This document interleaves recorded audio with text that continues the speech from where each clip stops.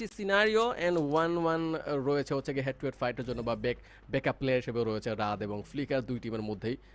Obviously এটা সুন্দর একটা স্ট্র্যাটেজি, বাট কতটা কার্যকর?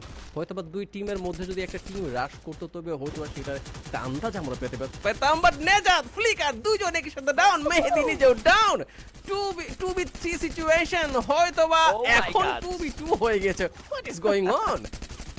ও ওয়াও, ব্লেড হার্ডকোর একটা ট্রাই করছেন, দুটো প্লেয়ারের উপরে প্রেসার তৈরি করেছেন। Good buy, one Wow. Between class Blade. Wow. Blade Hawks তার জায়গা থেকে এবার একটা হিরের টুকরা বেছে নিয়েছে এবং ইয়াস সেই হিরের টুকরার কেউই নয়, ব্লেড একা তিনটি প্লেয়ারকে ধসিয়ে নিজের Wow. জায়গাটা আরো বেশি স্ট্রং করে নিয়েছে। It's a good sign.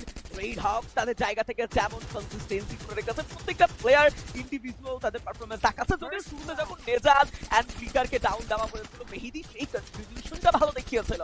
তারপর আফটার অল ব্লেডে একে একে রাদের উপরে ক্ষিপ্ত হওয়া এবং প্রান্ত মাহফুজকে টার্গেট করে তাদেরকে